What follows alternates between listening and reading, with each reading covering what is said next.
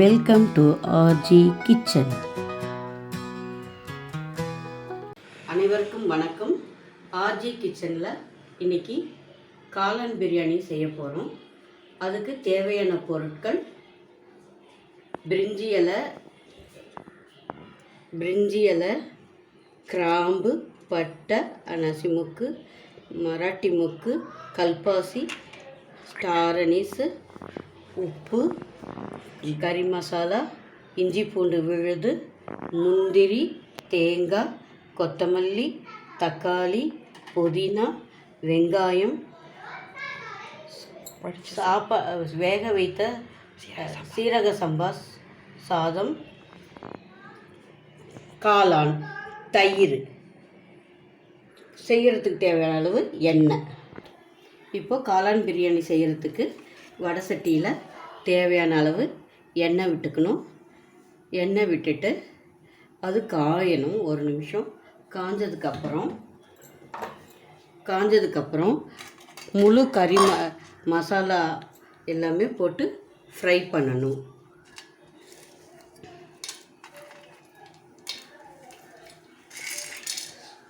Spices எல்லாமே இப்போ add பண்ணியாச்சு. அதை வறுக்கணும்.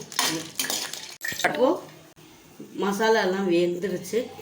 அதோட வெங்காயம் ஆட் பண்ணுறோம்.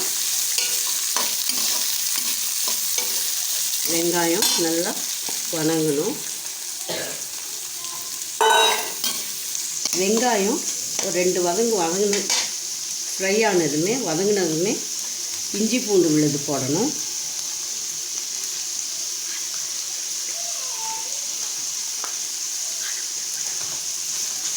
ஒரு ஸ்பூன் அளவு இஞ்சி பூண்டு விழுது போட்டிருக்கேன். அதனோட பச்சை வாசம் போகிற வரைக்கும் நல்லா ஃப்ரை பண்ணணும். பச்சை மிளகா, 2 பூண்டு வதக்கிட்டு எடுத்து வச்சுருக்கோம். இது தேங்காய் முந்திரி கூட சேர்ந்து, தேங்காய் முந்திரி இது 3ஐயும் சேர்ந்து ஃபைன் பேஸ்ட்டாக அரைச்சி எடுத்துக்கணும். அடுத்தது இப்போது வெங்காயம் வதங்கிடுச்சு. ஏன்னா வெங்காயம் வதங்கினதும் புதினா தலையை போடணும். புதினா தலை போட்டு அது ஓரளவுக்கு ஃப்ரை ஆகணும். இப்போ புதினா தலையை போட்டிருக்கோம். புதினா நல்லா வதங்கணும். வதங்கினதுக்கப்புறம் இதோட தக்காளியை சேர்க்கணும். இப்போது புதினா வதங்கிருச்சு. இதோட தக்காளியை சேர்த்த போகிறோம். தக்காளி சேர்த்தியாச்சு. தக்காளி நல்லா வேகணும், கொலைய வேகணும்.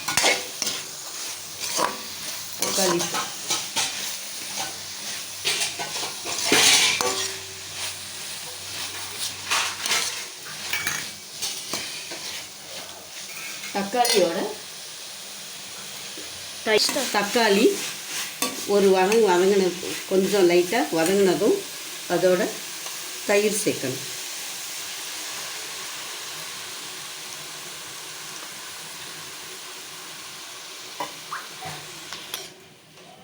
தக்காளி இப்போ ஓரளவுக்கு சாஃப்ட் ஆயிடுச்சு. அதோட இப்போ காளான் சேர்த்து போகணும். காளான் சேர்த்து நல்லா காளான் வேகிற வரைக்கும் நல்லா மிக்ஸ் பண்ணி விடணும்.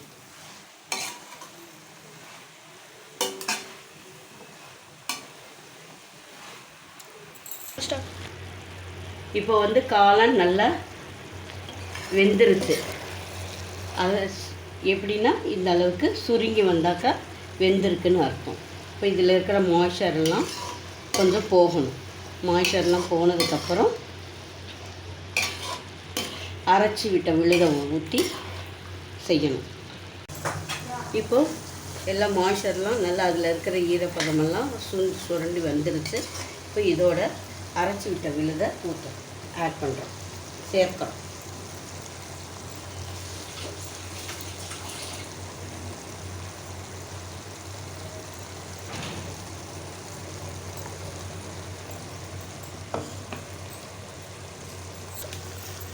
அதோட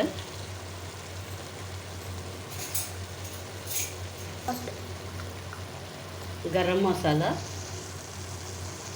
சேர்க்கப்போம். 1/2 ஸ்பூன் கரம் மசாலா சேர்த்தியாச்சு. இதோட உப்பு சேர்க்கணும். உப்பு தேவையான அளவு உப்பு சேர்த்தாச்சு. இதில் எல்லாமே சேர்ந்து நல்லா இதில் இருக்கிற முந்திரியோட பச்சை வாசனை போகிற வரைக்கும் நல்லா ஃப்ரை பண்ணணும். இந்த அளவுக்கு சாந்து ட்ரை ஆனதுக்கப்புறம் கொஞ்சம் ஈரப்பதத்தோடு இருக்கும்போது இதில் வந்து வேக வச்ச சாதம் ஆட் பண்ணுறேன்.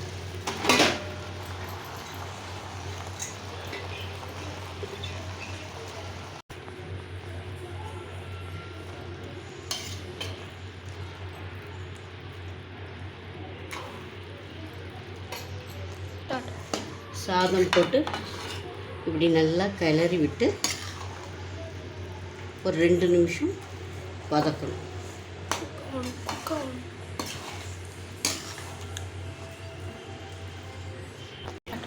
இப்போது சாதம் நல்லா உதிரியாக வந்துருச்சு.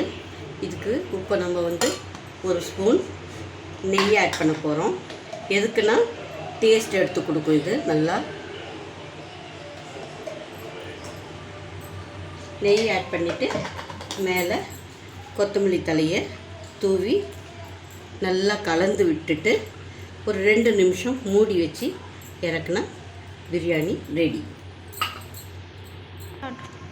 இப்போது பிரியாணி ரெடி ஆயிடுச்சு. பிளேட்டில் வச்சுருக்குறோம். இதை வந்து இப்படி எடுத்து சுட சுட இப்படி எடுத்து ஆனியன் ரைத்தாவோடு சாப்பிட்டோன்னா அவ்வளோ சூப்பராக இருக்கும். எல்லோரும் ட்ரை பண்ணி பாருங்கள். நன்றி.